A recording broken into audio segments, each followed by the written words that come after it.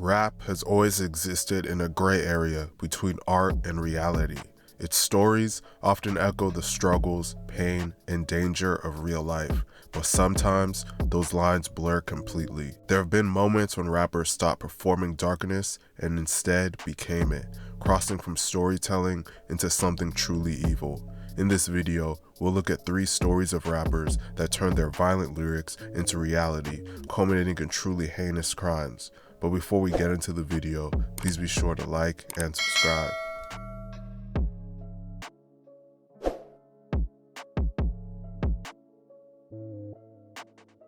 The first story is about an old school rapper named Big Lurch that did something truly horrific that you normally only see in horror movies. Antron Singleton grew up in Dallas, Texas, born September 15, 1976. At age 7, he began writing poetry, and by his teens, that creative outlet guided him toward rap.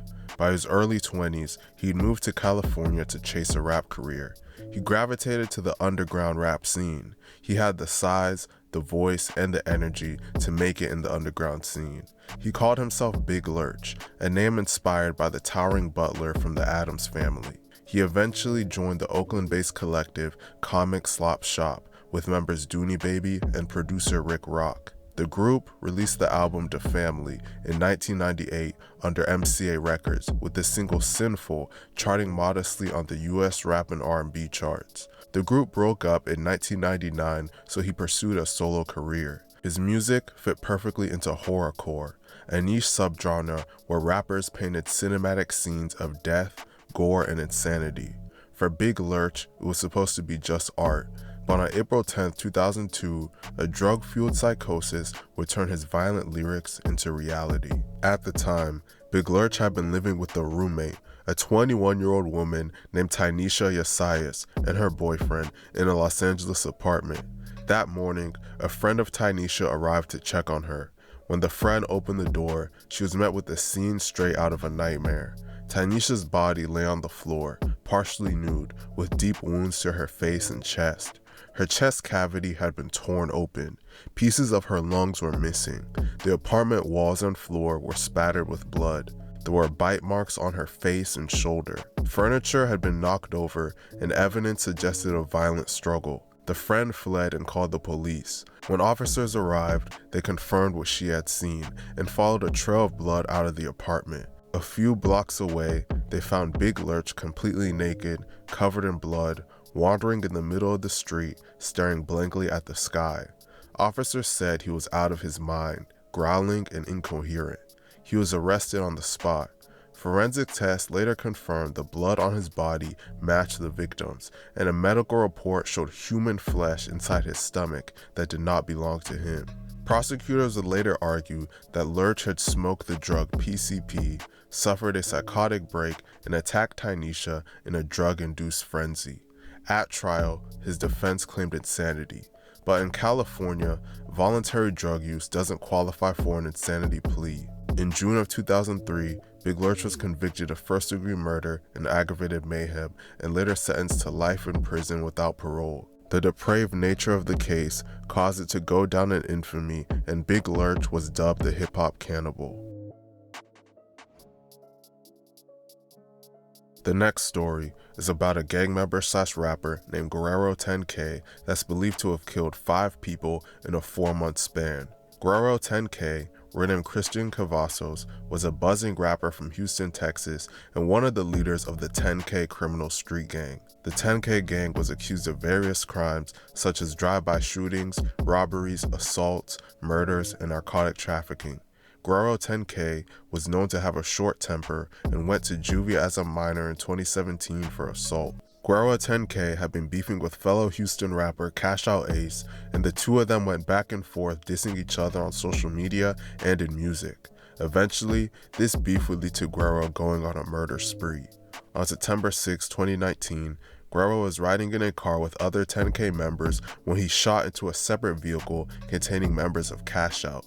The driver of the vehicle was wounded and decided to pull over in a light industrial area north of Jersey Village. With the car stopped, Guerrero proceeded to get out of his own car and shoot multiple rounds at the person sitting in the back seat of the rival vehicle. That person, 19-year-old Ryan McGowan, aka Cash Out Spaz, was struck multiple times and eventually passed away from his injuries. It turns out that members of Cash Out were the ones that pulled up there looking for 10K members, but Guerrero and 10K caught them first. Following this incident, Guerrero would go on a hunt to kill Cash Out Ace. In the hunt to kill Cash Out Ace, Guerrero would kill an innocent elderly couple. On September 25, 2019, a woman named Rosalba Reyes was driving in a purple Dodge Charger when she was followed to her home on Francitas Drive. Her husband, Romero, was driving behind her in his truck. Guerrero, 10K, and Cash Out Ace had been arguing on the phone that day. Guerrero believed that Ace's brother drove a purple Dodge Charger. On that day, Guerrero was lurking in Cash Out territory and saw a purple Dodge Charger go by. It turns out that that car was the one Rosalba Reyes was in. Believing that the car belonged to Cash Out Ace's people, Guerrero and another 10K member named Rico, 10K, followed the car and opened fire, killing Rosalba Reyes and her husband as he tried to run in and save his wife. Once the shooting was over, they fled the scene, went home, and turned on the news. On the news, they saw they killed an elderly couple. Guerrero, 10K, began to celebrate, believing that he had just killed Cash Out Ace's grandparents. Instead, he killed random civilians. Well, his hunt for Cash Out Ace wouldn't stop there and would lead him to killing 2 more people. On December 27, 2019, Cash Out Ace was shooting a music video in which he invited guests. Unbeknownst to him, the location of the music video shoot was leaked to 10K members. During the music video, Guerrero, 10K, Rico, 10K, a man named Kevin Badillo, and another man named Roman Wise pulled up in a dark-colored Honda and opened fire. Guerrero, 10K, was armed with an AK-47, while Roman and Rico were armed with pistols. Guerrero and Roman opened fire from the passenger side, and Rico shot out of the sunroof. The shooting was caught on surveillance footage from a nearby business. In the aftermath of all the gunfire, 9 people were shot, 2 died at the scene, and the other 7 were injured. The 2 people that died were Gonzalo Gonzalez, a 20-year-old videographer who attended the University of Houston, and another man named Jonathan Jimenez, who was also 20 years old and a father of a 3-year-old girl. Cash Out Ace was shot in the head, but ultimately survived his injuries. After a lengthy rehabilitation process, he is now almost back to normal. Their getaway driver, Kevin Badillo, was the first arrested, and he told the police everything. Guerrero, 10K's house was raided, and bottles of codeine, counterfeit money, 14 pounds of marijuana, and a plethora of firearms were recovered.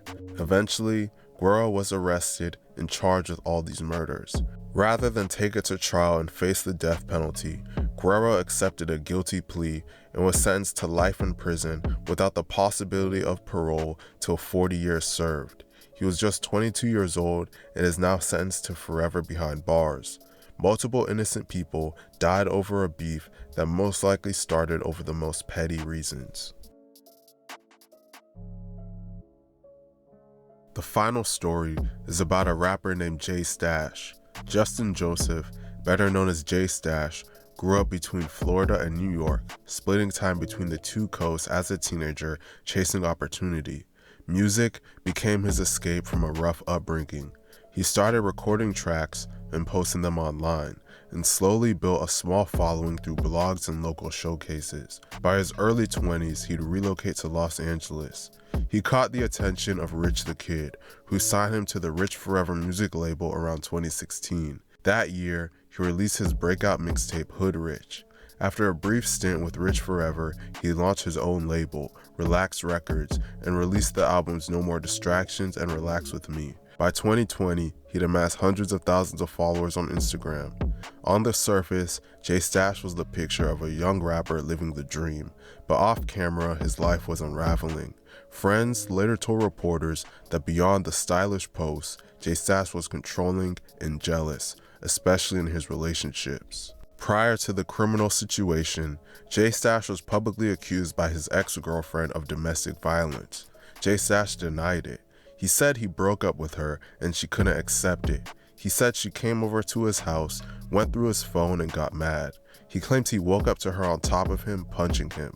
He says that he hit her back in self-defense.